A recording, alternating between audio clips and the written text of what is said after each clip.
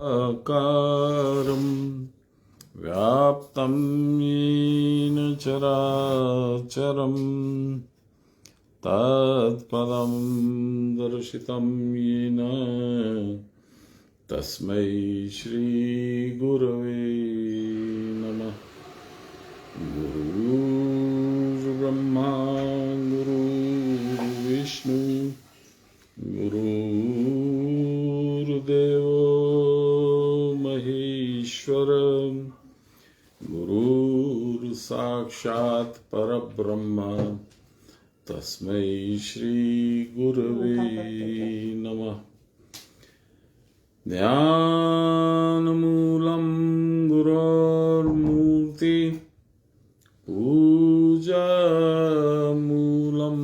गुरोर्पदं मन्त्रमूलं गुरोर्वाक्यं मोक्षमूलं गुरोर्कृपां ब्रह्मानन्दं परमसुखदं केवलं ज्ञानमूर्तिं द्वन्द्वातीतं गगनसदृशं तत्त्वमस्यादिलक्ष्यम् एकं नित्यं विमलमचलं सर्वदा साक्षिभूतं भावातीतं त्रिगुणरहितं सद्गुरुं तं नमामि सद्गुरुं तं स्मरामि सद्गुरुं तं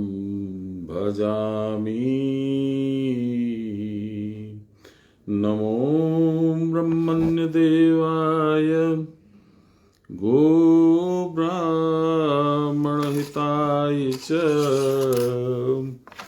जगद्विताय श्रीकृष्णाय गोविन्दाय नमो नमः। मूकं करोति वाचालं पंगुं लंघयते गिरिं यत्कृपातमहं वन्दे परमानन्दमाधवं। नमो श्री ब्रह्म विद्यायां योगशास्त्रे नमः। श्री गुरुचरणकमलेभ्यो नमः। श्रीकृष्णाय नमः।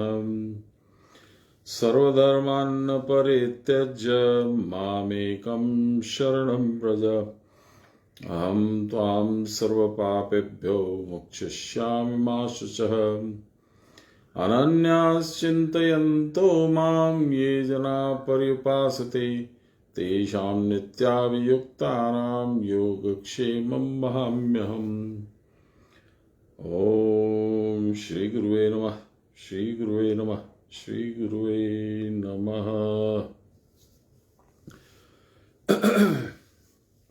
कुछ व्यवधान के बाद आज हम लोग श्रीमद् सान्याल महाशय के द्वारा रचित गीता का सारांश, जो कि अपने आप में एक अद्भुत रचना है, उसका आंशिक पाठ आज फिर करेंगे और समझने की चेष्टा करेंगे कि संपूर्ण गीता के अंदर में भगवान ने क्या बताया हम लोग को। ये हम लोग कितनी वर्षों से चर्चा कर रहे हैं, देख रहे हैं, सुन रहे हैं, समझ रहे हैं। क्या हम लोग को याद है?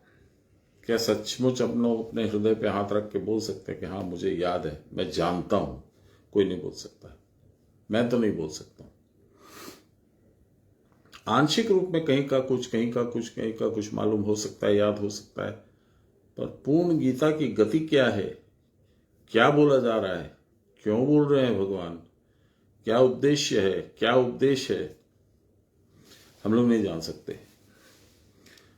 जब बोला जाता है, सुना जाता है, उस समय ऐसा लगता है कि अरे ये तो मैं जानता था, पर जब जरूरत होती है तो याद नहीं आता है। और जब हम सुन के गीता श्रवण के यज्ञ से जब उठते हैं फिर भूल जाते हैं।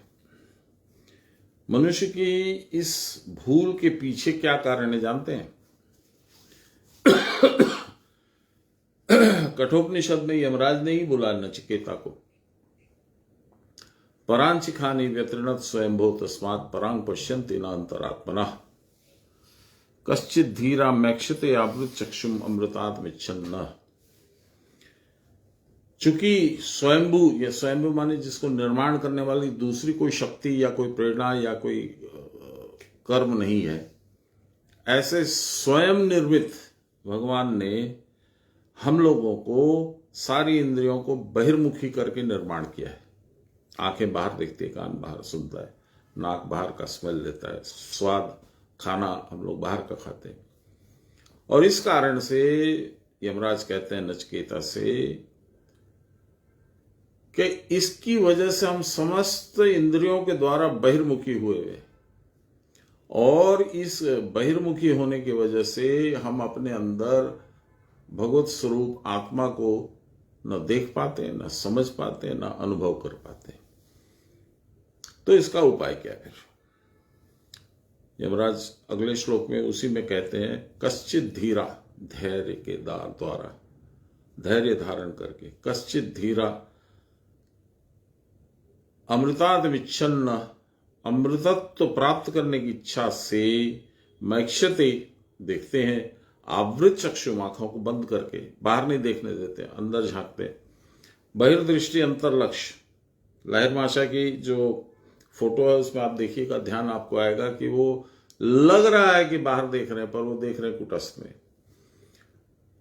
तो कहते हैं कि सारी इंद्रियों को अंतर्मुखी जब तक नहीं करोगे, उनको अपने स्वाद ग्रहण करने से रोकोगे नहीं, जब तक वो नशे में रहेंगी, बाहर के संसार के नशे में, तब तक भगवत स्मरण भी नहीं होगा।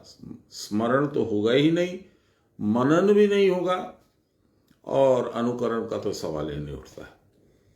इसलिए कबीरदास जी ने भी इसी को दूसरी भाषा में बोला है, योगी हुआ और झक लगी और मिट गई खींचातान। खींचातान क्या है? मैं संसार की तरफ जाऊं या भगवान की तरफ जाऊं। आदमी को ऐसा लगता है कि यदि मैं संसार छोड़ दूंगा तो मेरा संसार चलाएगा कौन, इसलिए वो अपने संसार को नहीं छोड़ पाता है, प्लस उसको आनंद भी आता है।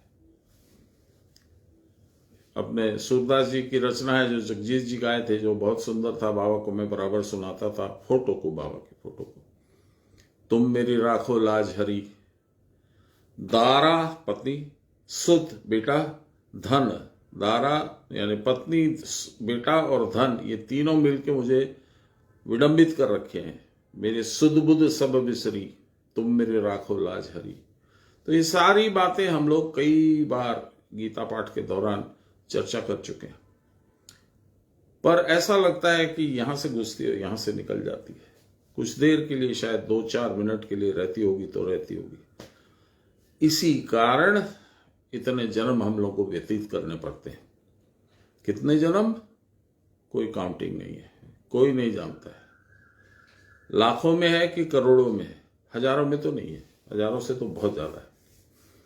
तो ऐसी अवस्था में आपको जो गीता का एक सुबह में या शाम को आप एक श्लोक भी यदि पाठ करोगे, रेगुलर बनाओगे, जो कि आपने प्रतिज्ञा भी की है गुरु के समक्ष, तो कुछ आपको अपने पथ का नक्शा मिलेगा कि कहाँ है, कहाँ जाना है। जैसे गूगल मैप में होता है ना, वो रेड पिन ड्रॉप में बताता है कि तुम यहाँ आओ, और वो आगे जब जो जगह आप टाइप करोगे वो जगह पे दूसरा पिन आएगा, और एक रेड लाइन, ये ब्लू लाइन चली जाएगी रास्ता बताने के लिए, फिर डिस्टेंस भी बता देगी, फिर वो भी बता देगी। तो ये गूगल मैप है हम लोग की गीता। और ये गूगल मैप का रचनाकार कौन है? श्रीमद् भगवान श्री कृष्ण। और इस कलयुग में कृष्ण को हम लोग कहां पाएंगे? लेकिन गुरु रूप में कृष्ण ही आकर के हमारे रथ को पकड़ते हैं। चौ आमी नहीं जाए तोरे, चल मैं तेरे को ले चलता हूं। घूमेगा संसार में या कोई आश्चर्यचकित कर देने वाली जगह पे चलेगा? नहीं बाबा, आप जहां मन में आए आप ले चलिए, क्योंकि आप जहां ले जाइएगा वहां मेरा कल्याण अंतर्निहित है। ठीक है, चो। फिर आश्चर्यचकित हो जाने वाली चीजें वो दर्शन कराते हैं, अनुभव कराते हैं, बताते हैं, एक्सप्लेन करते हैं। तो ये है, जब कृष्ण पूर्ण अवतार में नहीं आते हैं तो अंश अवतार में गुरु को भेज देते हैं, और गुरु के रूप में ही कृष्ण आते हैं, कृष्ण के रूप में ही गुरु आते हैं। इसीलिए सर्वेश्वर कृष्ण है, गुरुओं के गुरु कृष्ण है।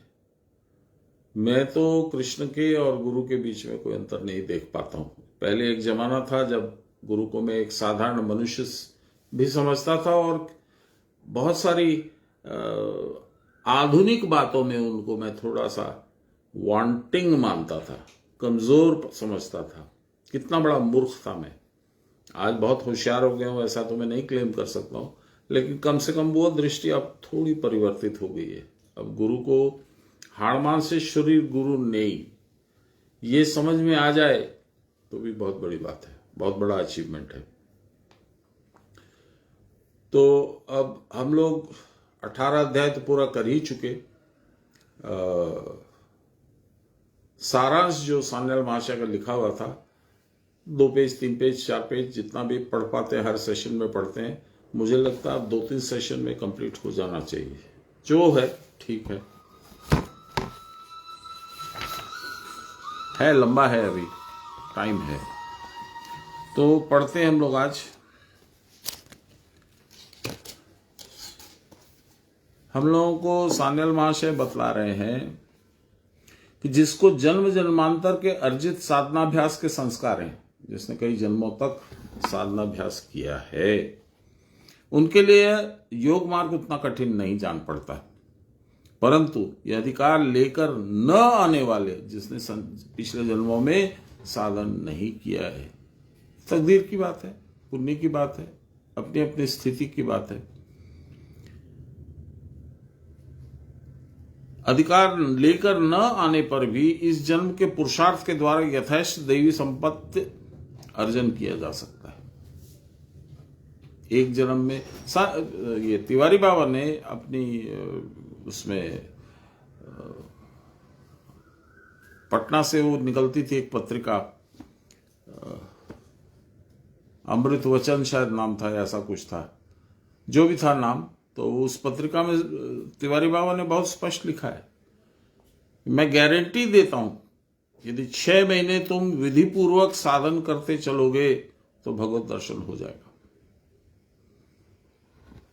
और भगवत दर्शन वैसा है जैसे फुल टैंक आपने अपनी गाड़ी में करा लिया, फिर वो कभी भगवान ने करवा दिया आपकी गाड़ी में फुल टैंक, तो वो पेट्रोल कभी खत्म नहीं होता है, स्पीड बढ़ जाती है गाड़ी की।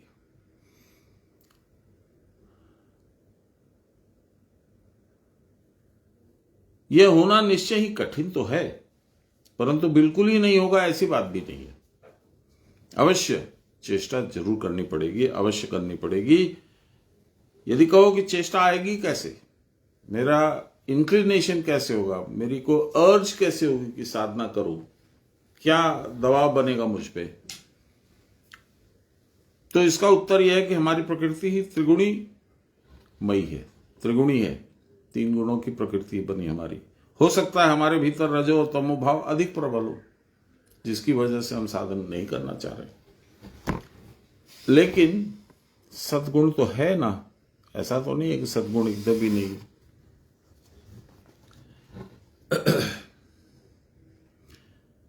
सत्व भाव सामान्य हो सकता है, कम हो सकता है, पर भी कुछ अंश में तो निश्चय है, इससे बहुत काम निकल सकता है। यदि किसी शुभ मुहूर्त में रजस्तम के अभिभूत होने पर सत्वगुण की स्निग्ध वायु ही लोलित हो, कभी कभी जो क्रूरतम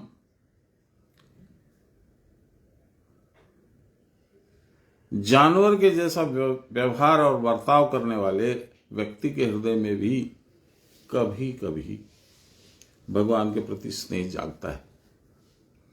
इसी बात की रेफरेंस दे रहे हैं कि हमारे हृदय में तब भगवत भक्ति का बीज पड़ सकता है। हम भगवत आराधना के सुफल को हृदयंगम कर उपयुक्त कार्य में प्रवृत्त हो सकते हैं। और गुरु महाराज जितने साल भी मेरा उनके साथ एसोसिएशन रहा। यही वो कहते थे, बाकी सब बेकार। उनके एग्जैक्ट शब्द मैं आपको याद करा दूं, वो कहते थे कृष्ण काम ही काम, बाकी सब बेकाम। यानी कृष्ण के प्रति ललक, कृष्ण के प्रति चाह, कृष्ण के प्रति प्रेम, वही असल काम है। बाकी जितना काम है, पत्नी के प्रति काम, प्रेमिका के प्रति काम, बच्चों के प्रति काम, ये सब बेकार है, इससे कुछ नहीं होता। एक जन्म की सामान्य चेष्टा भी अगले जन्म में दैव रूप बदल सकती है, आपका भाग्य बदल सकती है। यह देवानुग्रह हमको भगवत जिज्ञासु बनाकर हमारे जीवन को सफलता की ओर बढ़ा सकता है। देव जिज्ञासु, क्या बोला इन्होंने? भगवत जिज्ञासु। व्हाट इज दिस भगवत जिज्ञासु? नॉर्मल हम लोग संसार में इतना व्यस्त रहते हैं, हमको समय नहीं है, दिमाग में प्रश्न भी नहीं आता है भगवान कैसे हैं, कहां मिलेंगे। जैसे हैं ठीक है। कोई कहता है मैं तो हनुमान जी को मानता हूं, वही मेरे इष्ट है, बस मैं तो हनुमान जी को देखता हूं, एक धूप दिखाता हूं, जोर जोर से हनुमान चालीसा पढ़ता हूं, मंगलवार को और शनिवार को उनको भोग लगा देता हूं, हो गया मेरा। तो आगे जिज्ञासा नहीं है, इसलिए आगे गति नहीं है। सारी जिंदगी हनुमान जी को धूप दिखाते रहो और हनुमान चालीसा पढ़ो, न जानते हो धूप दिखाने का मतलब, न जानते हो भोग लगाने का मतलब, और न जानते हो हनुमान चालीसा का मतलब, तो क्या भक्ति हुई तुम्हारी? इसीलिए जिज्ञासा मेरी समझ में, बहुत से लोग बोलते हैं मेरे पास इतना प्रश्न नहीं है। हो सकता है भाई, मेरे पास तो बहुत प्रश्न है, यहां तक कि बाबा भी एक दिन बोले जीतेन तुम्हारे काছে অনেক প্রশ্ন না। बोले बाबा है मेरे पास, क्या करूं मैं?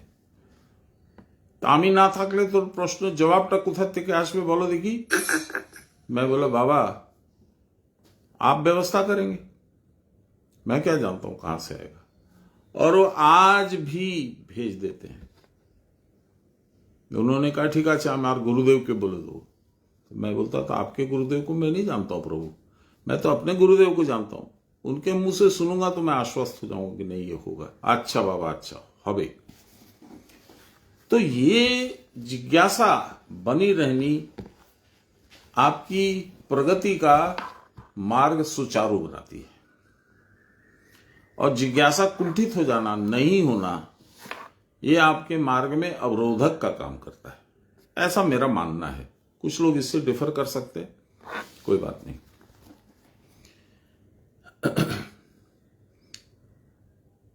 इस जन्म का दैव पूर्व जन्म के पुरुषार्थ का फल है। अब हम लोगों ने ये बात की कि इस जन्म में जो करेंगे वो अगले जन्म में हमको भाग्य बदलेगा, प्रोग्रेस देगा, एटसेट्रा। इस जन्म में जो हो रहा है वो पिछले जन्म का है। तो पिछले जन्म में हम लोग, सब लोग, जो लोग दीक्षित हैं या गीता पाठ सुन रहे हैं, अवश्य ही कुछ अच्छा हम लोगों ने काम किया था कि हमारी जिंदगी की बेकार की व्यस्तता से हम समय निकाल के 1 घंटा चिंतन, मनन, स्मरण भगवान का करते हैं। ये बहुत उपयोगी है। अभी कुछ दिन पहले मैंने सोचा था कि अब गीता समाप्त कर देता हूं, तो मेरे सीनियर गुरु भाई जो पिछली बार भी मुझे बोले थे, तो इस बार भी बोले कि आप जिंदगी में गीता बंद करने की मत सोचिए, ये आपका कनेक्शन है आपके गुरु के साथ, आप मत सोचिए। दैव और पुरुषार्थ में किस क्वेश्चन वाली बात बोले थे ना, वो ठीक है, गीता बंद मत करिए। हाँ जी जी, किसी को क्वेश्चन है वो पूछे, वो अलग बात है। हाँ वो ठीक है जी, बिल्कुल। इस जन्म का दैव पूर्व जन्म के पुरुषार्थ का ही फल मात्र है। आज जो आप जो कुछ भी हैं, गीता पढ़ रहे हैं, साधन कर रहे हैं, भगवान का स्मृति आपके अंदर जागृत है, पूजा कर रहे हैं, गुरु का स्मरण कर रहे हैं, ये पिछले जन्म के किए गए पुण्य कर्मों का ही फल है। दैव बीज स्वरूप है, भाग्य बीज आ गया। दैव पुरुषार्थ, दैव बीज स्वरूप है और पुरुषार्थ क्षेत्र स्थानीय, क्षेत्र माने शरीर या फील्ड में बीजारोपण करोगे तो उसमें वैसी फसल उगेगी। तुलसीदास जी ने कहा था, तुलसी मेरे राम को रीज भजो या खींच, उल्टा सीधा सब जामे, भूमि पड़े जो बीज। ये बीज किसने डाला? गुरु महाराज ने। और किसी संदर्भ में कोई चर्चा हो रही थी तो किसी व्यक्ति विशेष का वो आया प्रसंग, तो मैंने कहा प्रभु उनका क्या होगा, वो तो करते नहीं है साधन, तो आप थोड़ा बुद्धि स्वरूप में उनके दिमाग को सही कर दीजिए। तो बोले देखो बाबा, अभी वो जिस चीज में व्यस्त है रहने दो, उसको डिस्टर्ब नहीं करना है। पर जो मैंने वो बीज डाल दिया, ये गुरु परंपरा यही करती है, वो बीज अमोघ है, अभी नहीं तो फिर कभी फल तो उसमें उगेगा ही, निरर्थक नहीं जाएगा।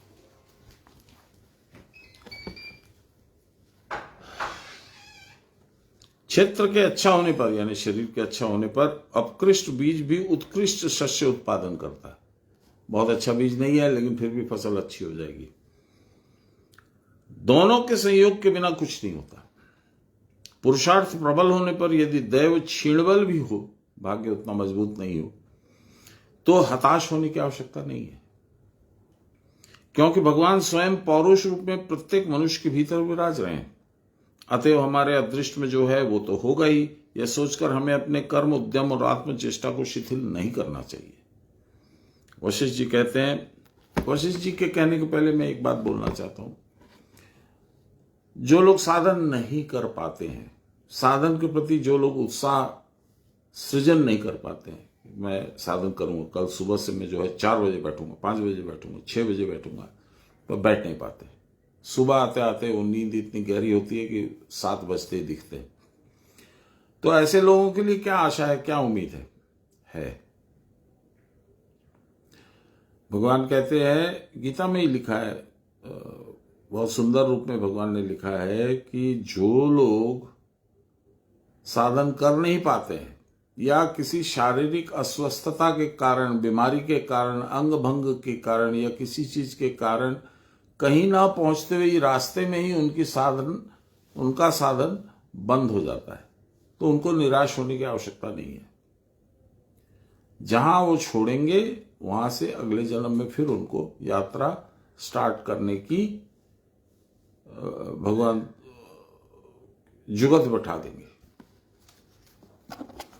अब वशिष्ठ जी क्या कहते हैं, सुनते, परम पौरुष माश्रित्य दंतेर दंतान विचूर्णयन शुभेना शुभ मुद्युक्तम प्राक्तनम पौरुषम जयेत। प्रबल पुरुषार्थ का अवलंबन करके बाबा बोलते थे इसके लिए, कोरबो ना तो मोरबो, either I will gain victory in the battlefield और आई शैल डाई ट्राइंग, किंतु छाड़बो ना।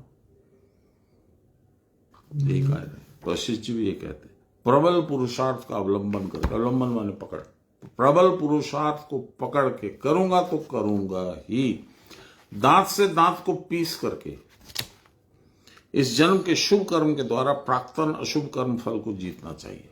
अशुभ कर्म है, मुझे करने नहीं दे रहा है, मुझे विडंबित कर रहा है, मुझे भटका रहा है, तो मैं जीतूंगा इसको, हो जाएगा।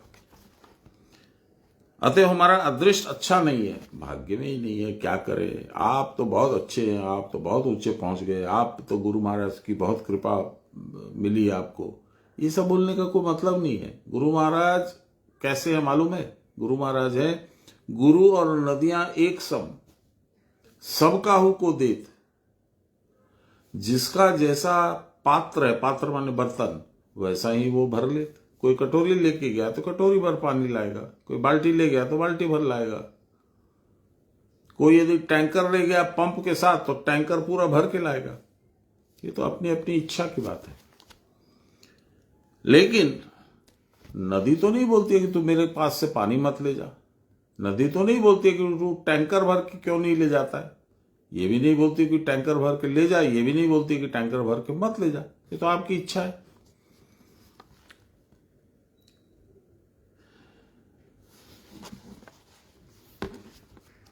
अब देखिए, आसुरी संपत्ति हम लोग को मालूम है, दैवी संपत्ति में 29 लक्षण है, 29।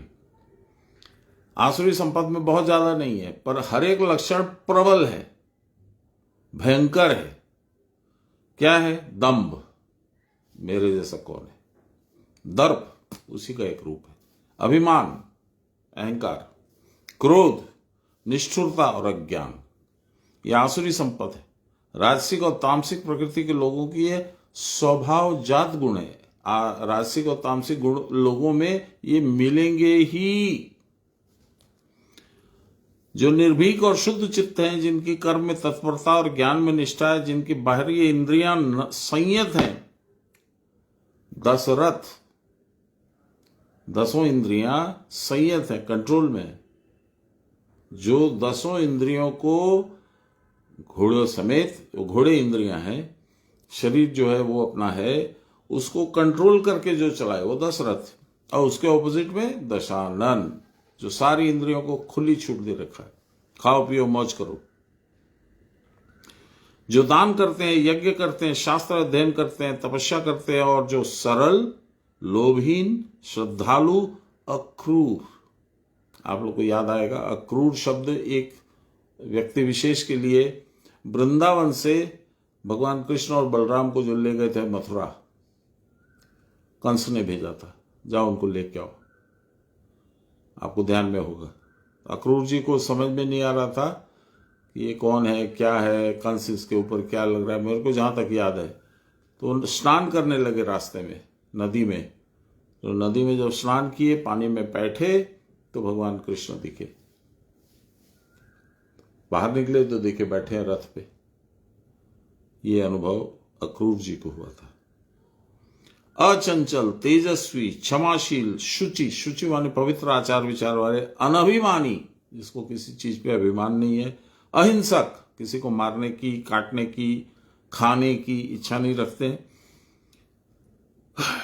जिनको कुकर्म करने में लज्जा आती है, किसी का हक मार लिया, किसी के पैसे मार लिए, किसी को गलत दृष्टि से कुछ किया, कुछ बोल दिया, पर निंदा, पर द्रोह करना जिन्हें अच्छा ही नहीं लगता है, जिनका चित्त भगवत भजन करने में आनंद पाता है, और भजन के फलस्वरूप जिनका चित्त स्थिर और शांत हो गया है, वही दैव बल से बलिष्ठ है। दैव बल वही है, दैवी संपत्ति। उनकी तपस्या और आत्मा अन्वेषण, अन्वेषण का मतलब होता है रिसर्च। आत्मा अन्वेषण माने मैं कौन हूं, भगवान कौन है, मेरे अंदर भगवान कहाँ है, कैसे हैं, कैसे पाऊं, क्या नहीं करूं, क्या करूं, यह आत्मान्वेषण है। निश्चय ही फलीभूत होंगे, इसके लिए उद्योग चाहिए, मेहनत, दृढ़ इच्छा, मेहनत। निरुद्यम होकर बैठे रहने से काम न चलेगा। भगवान की इच्छा तो कर देंगे। मैंने एक बार कहा था बाबा से, बाबा साधन नहीं होता है। क्यों? मैंने कहा बाबा 36 तक तो किसी तरह से कर लेता हूं, उसके बाद लगता है कि बाहर जाऊं, अब निकल जाऊं, हो गया 36 तो हो गया। तो हंसने लगे। तो मैंने कहा बाबा आप करवा दीजिए।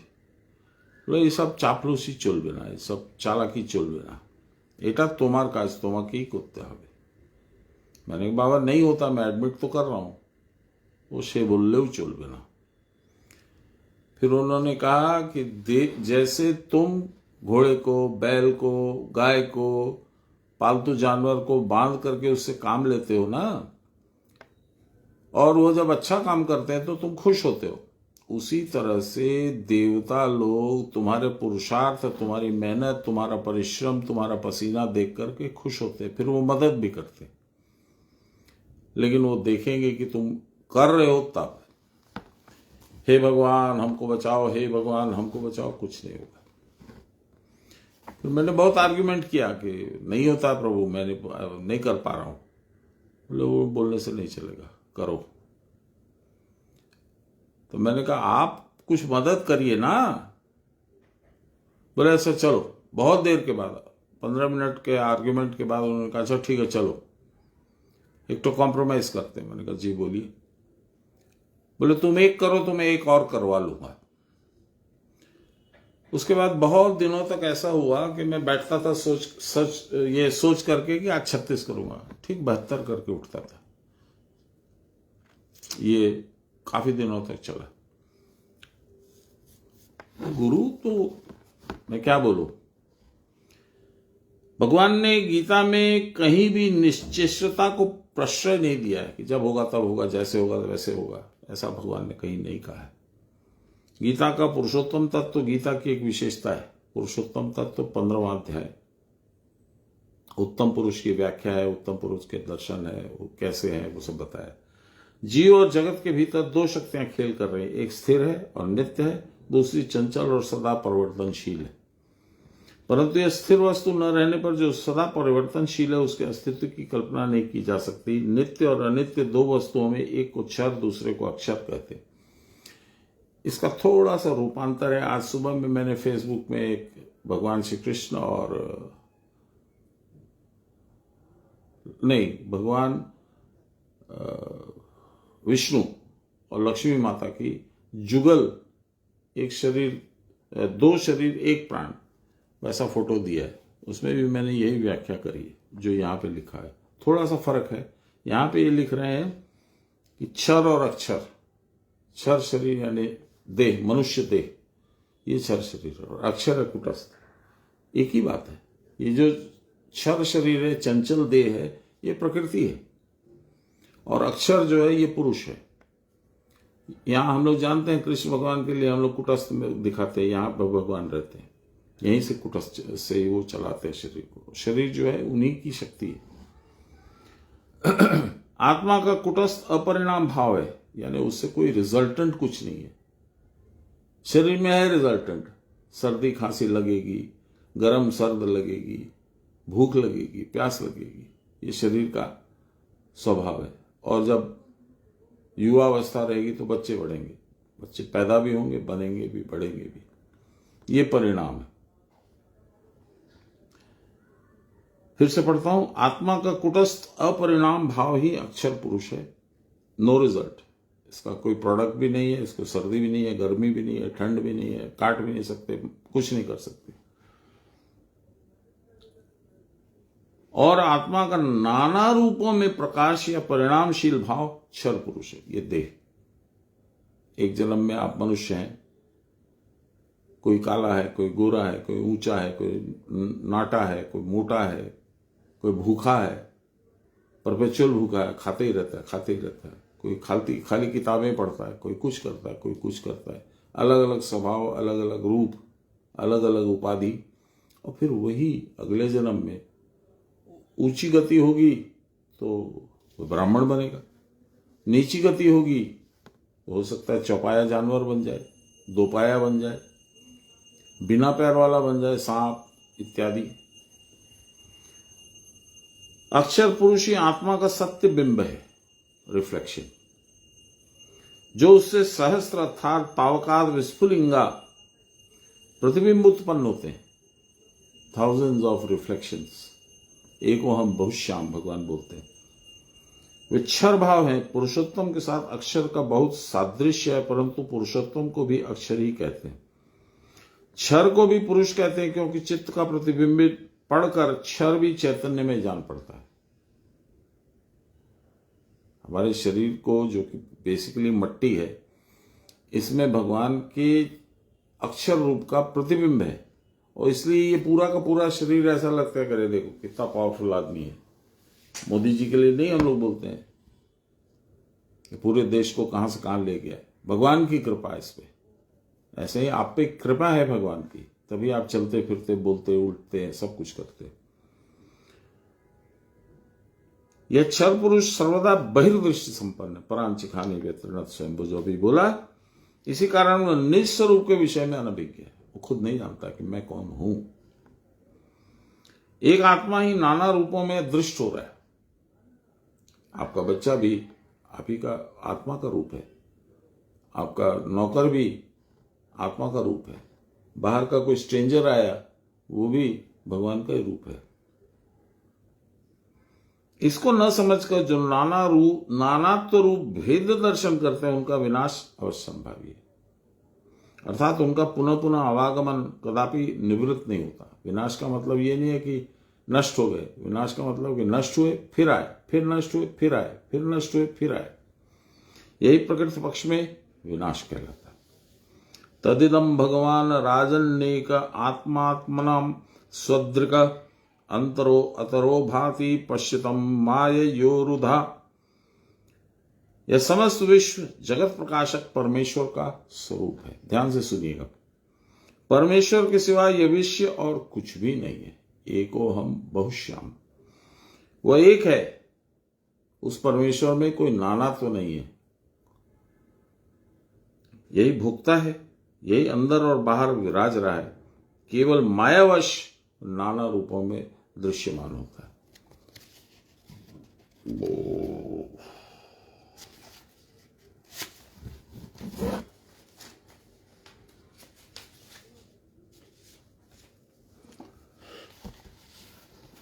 समस्त परिणामी वस्तु, जैसे मनुष्य देह, बचपन, तुरंत मां के गर्भ से निकला है, 1 सप्ताह का, 10 दिन का, महीने भर का बच्चा है, वो कुछ नहीं कर सकता है, एकदम असहाय है।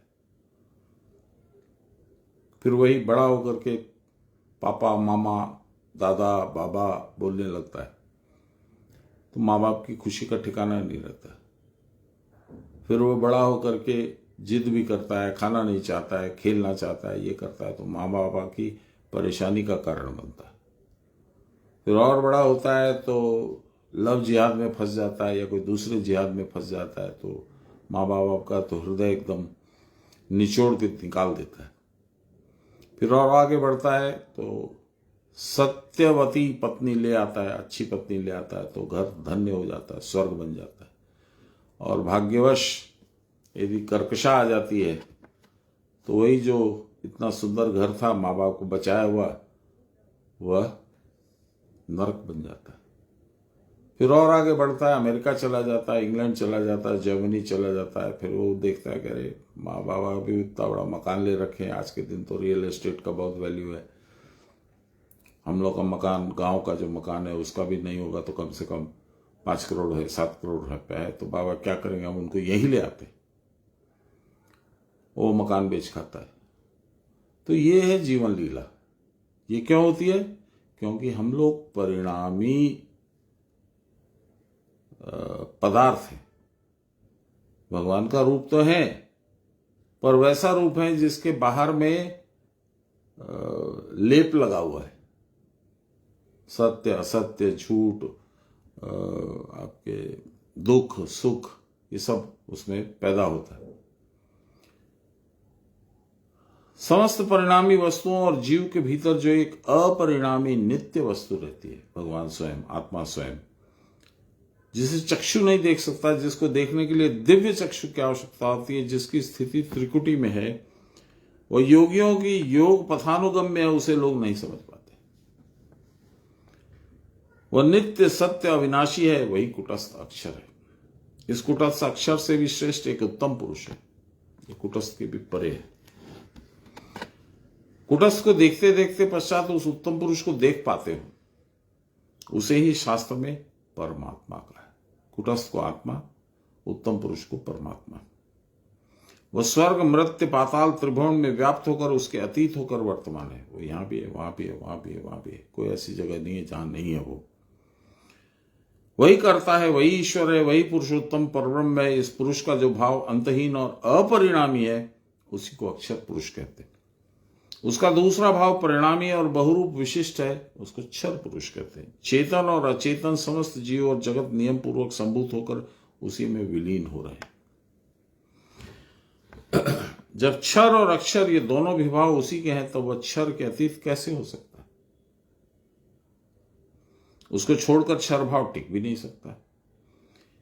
ईसावास्यमिदं सर्वम यत् किंचित जगत्या जगत, चेतन और अचेतन जो कुछ है सब इस परमेश्वर की सत्ता से परिपूर्ण है, उसके सिवा अन्य कुछ भी नहीं है।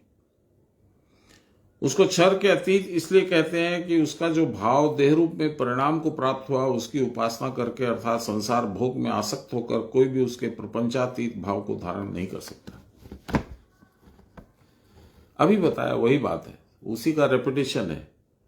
जब हम भोग विलास में लगे हुए हैं, संसार को देखने में लगे हुए हैं, संसार में आनंद ढूंढ रहे हैं, तब हमारे अंदर जो आनंद है उसका अनुभव हमको नहीं हो सकता।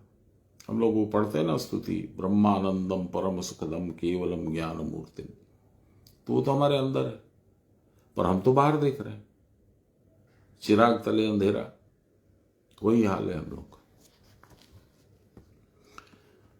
उसका धारण न कर पाने पर संसारासक्त दृष्टि के कारण वे महाविनाश को प्राप्त होते हैं।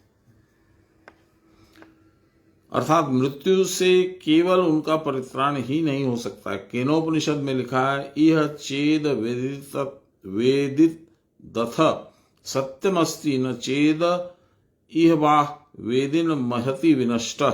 इस संसार में रहकर या इस देह में रहकर कोई ब्रह्म स्वरूप को जान ले तो वह जीवन सफल हो गया। कितना डिफिकल्ट है आप देख लो। यह सफलता प्राप्ति ही प्रकृति जीवन है। क्या विशाल मेहनत करते थे गुरु महाराज। रात को हम लोग सब कोई 12 बजे, कोई 10:30, 12:30 बजे कभी निकल जाते थे। उसके बाद वो बाथरूम जाके फ्रेश होकर ऊपर जाके साधन में बैठ जाते थे, और भोर में 9 बजे 8:30 बजे वो नीचे उतरते थे, चाय पीते थे, बाथरूम जाते थे, फिर चढ़ते थे, फिर उनका पाठ वगैरह चलता था, बाकी की क्रिया चलती थी। यानी आप समझ लो कि 24 घंटे में 12 घंटे उनका पक्का साधन चलता था, तब वो बाबा बने। शरीर को नहीं देखा, परिवार को नहीं देखा, संपत्ति को नहीं देखा, मकान को नहीं देखा, कुछ नहीं। उन सब से क्या होगा। मैंने तो बहुत देखा, मकान बहुत सुंदर बनाया था। अब मेरे नौकर चाकर रह रहे हैं धनबाद में।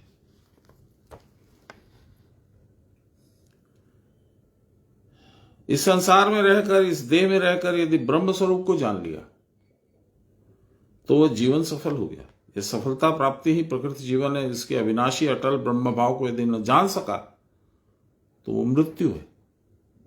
न जान सका तो मृत्यु है। यह पुरुषोत्तम एक अद्वितीय और अविनाशी है। वही समस्त भूत जात वस्तुओं के भीतर प्रकाशित हो रहा है। परमेश्वर सिर्फ मेरे में ऐसा नहीं है, सिर्फ आप में ऐसा नहीं है, सिर्फ हम दोनों में ऐसा भी नहीं है, सब में है। उसका कोई परिणाम या परिवर्तन नहीं है। वो बूढ़े भी नहीं होते हैं, किसी तरह का चेंज भी उनमें नहीं होता। वो जैसे हैं वैसे है।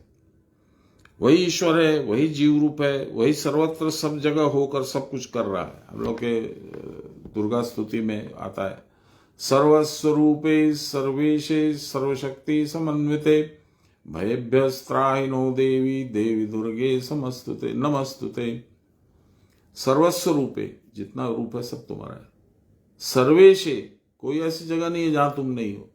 सर्वस्वरूपे सर्वेशे सर्वशक्ति समन्विते, जहां भी कोई भी ताकत है, कोई भी शक्ति है, कोई भी कार्य है, सब तुम्हारी वजह से होता है, तुम्हारे में ही है।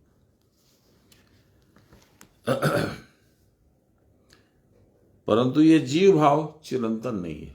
It will not last. इसका नाश तो होगा, जीव भाव का तो नाश होगा। जो सर्वरूप में है वही फिर सूक्ष्म अति सूक्ष्म सर्वातीत अरूप ब्रह्म भाव में विराज रहा है। वही शाश्वत अविनीश्वर भाव है। वहां कोई इच्छा नहीं है, अतः कुछ करना भी नहीं है। यह अक्षर भाव अमात्र है, अर्थात जागृत स्वप्न सुषुप्ति के तीनों के अतीत है। इसको तुरीय अवस्था कहते हैं। वो मन वचन के अगोचर है। मन से भी नहीं जान सकते, वो वचन से भी नहीं जान सकते। मैं इतनी देर से बोल रहा हूं, खुद समझा क्या? कितने बड़े हैं, कितने छोटे हैं, कैसे मिलेंगे, कौन से रंग के दिखेंगे, मोटे हैं कि पतले हैं, काले हैं कि गोरे हैं, कि टेक्निकलर हैं, नोबडी नोस, क्योंकि ये कुछ भी नहीं है।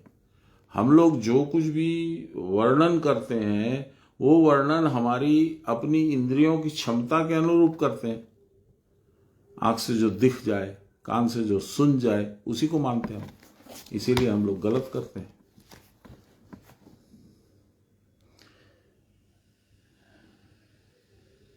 वह मन वचन के अगोचर रहते हैं। उनमें कोई लौकिक व्यवहार नहीं है, सांसारिक कोई व्यवहार नहीं है। वह प्रपंचोपशम है, प्रपंच खत्म करते हैं। उपशम, उपशम माने खत्म करना, अर्थात जगत संबंध रहित है। वह शिव स्वरूप अद्वैत स्वरूप है। अद्वैत दो, नहीं है जहां। दो द्वैत, अद्वैत एक। बाबा बोलते थे दुई होली दुनिया, दुनिया नहीं है वो। चित्त के निरुद्ध होने पर इस चैतन्य रूप ब्रह्म में प्रवेश किया जा सकता है। आप चित्त को निरोध करके इस ब्रह्म स्वरूप में अपने आप को प्रविष्ट करके पूर्ण रूप से उनके साथ एक हो सकते हैं। फिर जब वह अशब्द अस्पर्श अरूप ब्रह्म माया मिलित भाव में अपने आप को प्रकाशित करता है, तब क्या होता है? राम कृष्ण दशावतार फलाना ढिमका, तब वह अंतर्यामी कर्ता और ईश्वर के रूप में चिंत्य होता है। उसी को हम लोग सगुण ईश्वर कहते हैं। निर्गुण हुआ तो परमेश्वर हो गया, सगुण हुआ तो ईश्वर हो गया। उस समय उनका रूप रहता है? नहीं भी रहता है। उस समय वह भूतजात वस्तु मात्र में मिला रहता है, तथापि वे उसका स्पर्श नहीं कर सकते। है मेरे अंदर, पर मैं छू नहीं सकता हूं, जान नहीं सकता हूं, देख नहीं सकता हूं।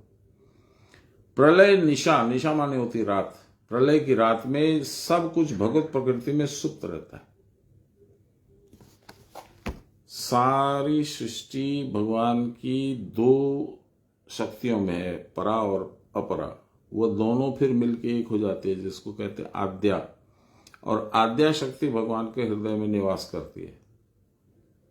ये प्रलय के बाद, सृष्टि के पहले यही अवस्था है।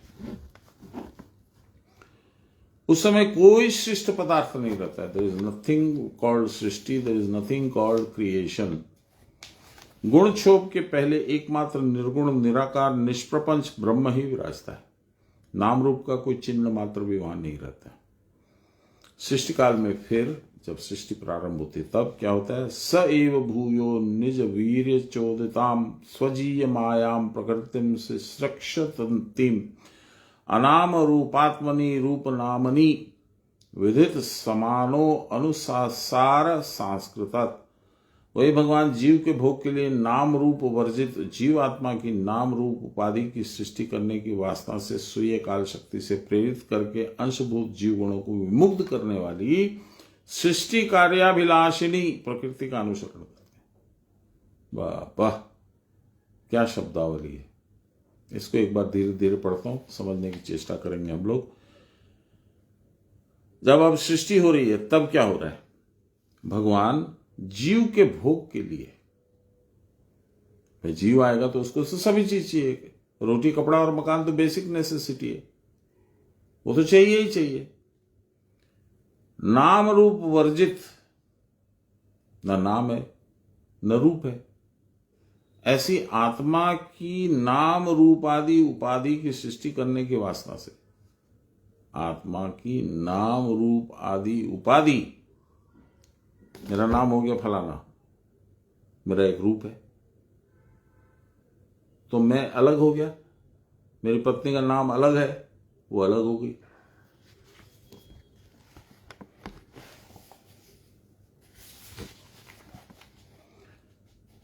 स्वीय काल शक्ति से प्रेरित अपने अंशभूत जीवगणों को विमुक्त करने वाली सृष्टि कार्याभिलाषिनी प्रकृति का अनुसरण करते हैं। तो वो सृष्टि का निर्माण करने के लिए अपनी प्रकृति को स्वच्छंद कर देते हैं, जा निर्माण कर।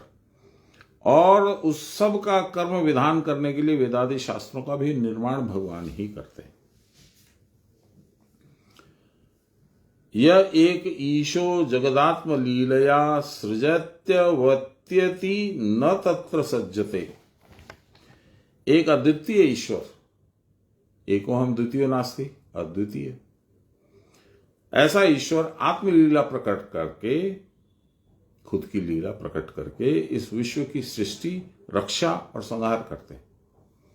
सृष्टि स्थिति विनाशानां शक्तिभूते सनातनी गुणाश्रये गुणमये नारायणी नमोस्तुते।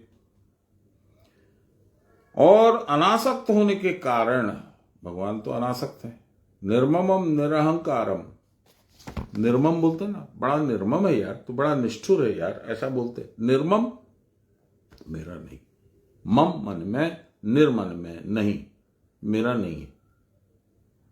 निरहंकारम, मैं कुछ नहीं हूं। निर्ममम निरहंकारम, ये गुरु और भगवान दोनों की उपाधि है। अनासक्त होने के कारण वह इन सब कार्यों में लिप्त नहीं होते। उस समय वह जातकर्ता, अंतर्यामी और ईश्वर है। वह प्रकृति से स्वतंत्र होकर भी प्रकृति को परिचालित करते, प्रकृति उनके वशीभूत है। इसी से उस समय वह प्रभु विष्णु या सृष्टा, निखिल भूतों के पालक और उसके ग्रासकारी भी कहलाते। ग्रासकारी माने खा जाने वाले, संहार कर देने वाले, निपटा देने वाले। ये सब कर्म करते हुए भी सदा निर्लिप्त हैं। इदम न मम, ये मेरा कुछ नहीं है। कबीरदास जी ने इसको बहुत सुंदर तरीके से बताया था, आप लोग को तो मालूम है। चलती चाकी देख के दिया कबीरा रोए, चलती चाकी देख के दिया कबीरा रोए, दो पाटन के बीच में, हाँ दो पाटन के बीच में, साबुत बचा न कोई। क्या मतलब? नीचे का पत्थर जो है वो कुछ नहीं करता है, निष्क्रिय है। केवलम साक्षी भूतम, वो है इसलिए ऊपर का पत्थर उसके ऊपर रख दिया जा सकता है, अदरवाइज कहां रखोगे? हवा में घूमेगा ऊपर का पत्थर, उसको तो बेस चाहिए। वो बेस है स्वयं पुरुष, और चक्की जो घूम रही है वो है प्रकृति, और दोनों को पकड़ के जो रखा है वो प्राण, बीच वाली कील। जिसने अपने प्राण को पकड़ लिया, जिस अन्न ने चिपक गया उससे, प्राण से, वो बच जाएगा, पिसेगा नहीं।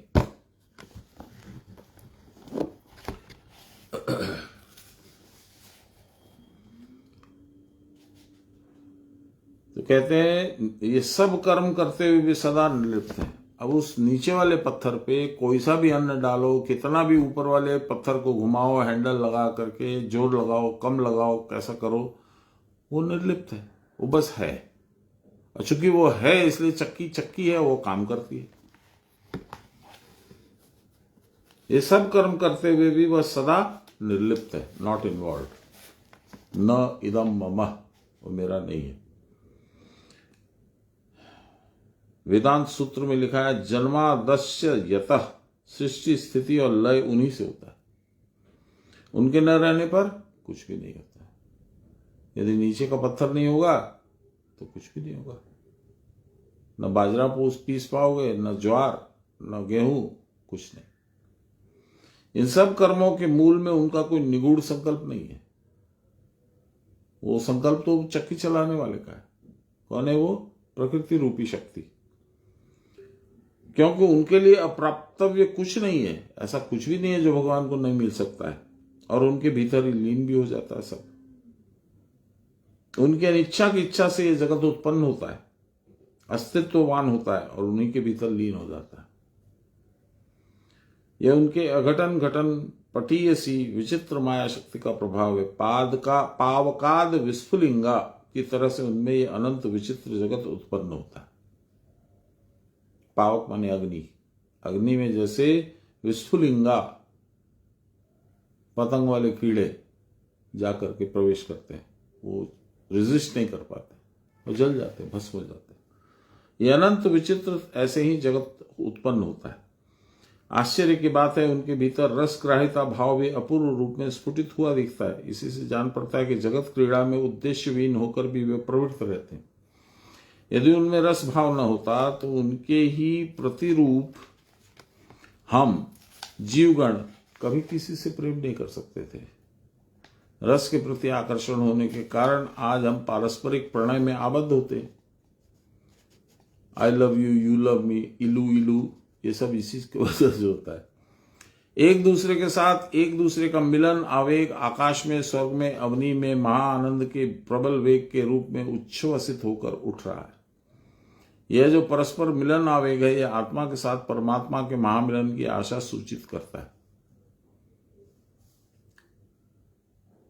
क्या सुंदर बात है, देखिए। अब परमात्मा के साथ आत्मा का मिलन एक आपको प्रसंग सुनाता हूं। बहुत पहले तो मैंने सुनाया था, आप में से कुछ लोगों को याद भी होगा, पर सुनाता हूं। आत्मा कौन है?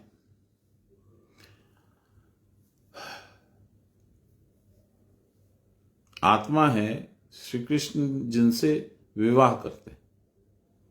आत्मा और परमात्मा में भिन्न भेद है। पति पत्नी रूप में आप मान लो उनको, तो उनका नाम है रुक्मिणी आत्मा। रुक्मिणी को उसके भाई रुक्मी यानी बुद्धि अपने मित्रों के साथ मिलकर जरासंध और शिशुपाल ये निश्चित करता है कि तेरा विवाह शिशुपाल से मैं करा दूंगा। वो बोलती नहीं भैया, मैं उससे शादी नहीं करूंगी। तो उसको बंधक बना देता है, कैद कर देता है। पर रुक्मी अपनी बहन रुक्मिणी को बहुत प्रेम भी करता है और उसकी जान में उसका विवाह यदि शिशुपाल से हो जाएगा तो सबसे अच्छा वही रहेगा। तो इसलिए वो उस तरफ में प्रयास करता है। अच्छा, आप देखिए, रुक्मिणी माने आत्मा, शिशुपाल माने मन, रुक्मी माने बुद्धि, और वो अपना जो ये था जरासंध, वो उनका बचाने वाला यानी शरीर। जरा माने बुढ़ापा, संध माने जिसके साथ कॉन्ट्रैक्ट हुआ हुआ है, तो पैदा होगा तो थोड़े दिन के बाद में मैं तेरे को ग्रास करूंगी। बुढ़ापा आएगा, बीमारी आएगी, तेरा कभी कोई द्वार कभी कोई द्वार, 9 द्वार है, कभी आंख खराब होगी, कभी कान खराब होगा, कभी पाचन शक्ति खत्म होगी, कभी कुछ होगा, तो मैं तेरा समापन करूंगी, तेरे को ले लूंगी। तो ये व्यू रचना है। रुक्मी उसको बंद किए हुए वहां कोई जा नहीं सकता है। तो रुक्मिणी बोलती है कि मैं बैठे बैठे अच्छा नहीं लगता, मुझे एक शिक्षक दो। तो एक ब्राह्मण को नियुक्त किया जाता है, वो उनको कुछ कुछ सिखाता है, पढ़ाता है, पेंटिंग करता है, ये करता है। उस ब्राह्मण के मार्फत वो रुक्मिणी एक पत्र भेजती है द्वारकाधीश भगवान श्री कृष्ण को कि मैं यहाँ पे अपने भाइयों के द्वारा, भाई के और उनके मित्रों के द्वारा कैद हूं। मैंने मन ही मन आपको वर लिया है, आप मुझ पे कृपा करें, मुझे यहां से ले जाए। अब देखिए, जो ब्राह्मण है वो कौन है? ब्राह्मण शब्द का अर्थ है ब्रह्म में जो रमण कर सके सो ब्राह्मण। ब्रह्म कौन है? कृष्ण। तो ब्रह्म में रमण करके उन्होंने चिट्ठी भेजी, यानी अपना दिमाग में सोचा कि उनको ले आऊं, भगवान को प्रार्थना करूं। हम लोग कहानी के हिसाब से देखते हैं तो ब्राह्मण आता था, उनको पढ़ाता था, उन्हीं के हाथ चिट्ठी दी, वो गुप्त चिट्ठी ब्राह्मण जाके द्वारका में भगवान को दे गया। भगवान आए तो मंदिर से रुक्मिणी जी को उठा के ले गए। हाहाकार मच गया। 3 सेनाएं पीछे दौड़ी, जरासंध की, शिशुपाल की और रुक्मिणी की खुद की। और उस सेनाओं को भगवान ने पकड़ने नहीं दिया, तेज से दौड़ते चले गए। इतने में बलराम आए। बलराम कौन है? जो बलपूर्वक रमण करे सो बलराम। उनका फेवरेट इंस्ट्रूमेंट है हल। हल माने रीढ़ की हड्डी, साधन लग करते हैं।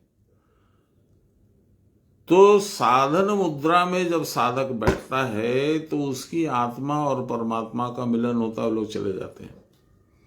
अब साधक जो बैठा है साधन की मुद्रा में, वह अपने शरीर से लड़ता है, अपनी बुद्धि से लड़ता है और अपने मन से लड़ता है।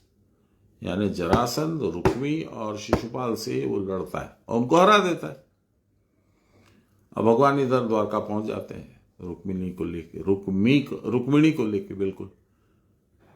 तो ये प्रसंग क्या है? आपकी मेरी समस्त सृष्टि की जीवन की कथा है। ये सबके अंदर में रुक्मिणी है। यहां तो कृष्ण है, रुक्मिणी उसी का एक रूपांतर है।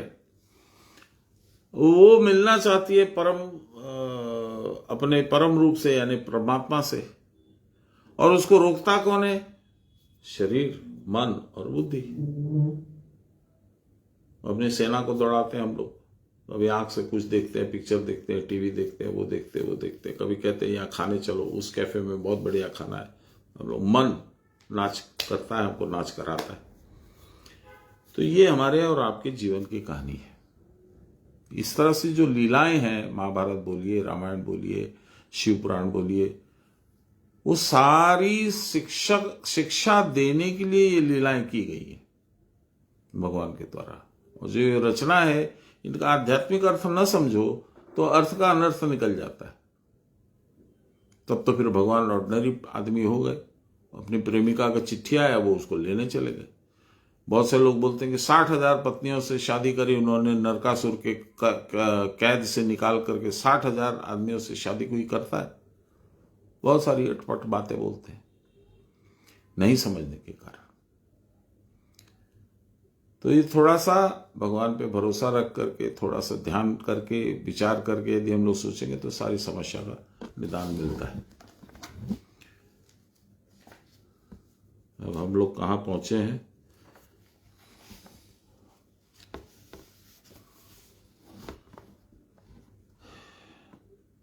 यह जो परस्पर मिलन का आवेग है, इसी से मेरे को प्रेरणा आई। वो बात अभी जो बताया, रुक्मिणी और भगवान का मिलन, उसकी बात, वह आत्मा के साथ परमात्मा के महामिलन की आशा सूचित करता है। समस्त जागतिक संबंध उनमें ही आरोपित किए जा सकते हैं। देखिए ना, जब शादी होती है तो जब वर दूल्हा, दूल्हा तो नहीं बोलूंगा, दूल्हा हिंदी शब्द नहीं है, वर जब ससुराल में जाता है या शादी स्थल पे जाता है तो उसको भगवान का दर्जा दिया जाता है। कोई विष्णु बोलता है, कोई कुछ बोलता है, और वैसे उसकी पूजा होती है। फिर जब कन्या आती है तो उसके दाहिनी ओर बैठती है शक्ति रूपा, और पहले 2 फेरे मूलाधार के, स्वादिष्टान के पार करा करके मणिपुर में उसको लाके खड़ा कर देती है। तब जब मणिपुर में आ गया, उसकी पावर जागृत हो गया, मणिपुर माने पावर, तेज, तब कन्या दाहिने से उठ करके बाएं में आती है, लेकिन कंडीशन डाल देती है। 7 वचन इसी को बोलते हैं। उन 7 वचनों को उससे स्वीकार करा के कि नहीं ठीक है, मैं ऐसा करूंगा, मैं ऐसा करूंगा, तुमको बराबर सम्मान दूंगा, तुमको ऐसा दूंगा, वैसा दूंगा, वो सारी बातें हैं। अब वर आगे जाता है, कन्या पीछे पीछे चलती है, क्योंकि अब उसको शक्ति दे चुकी है। वो वहां 5 चक्र जो हैं, टोटल 7 हैं चक्र, उसमें से 2, 3 तीसरे चक्र में लाके बैठा देती है उसको। वहां से वो अपने पावर से आगे आगे जाता है।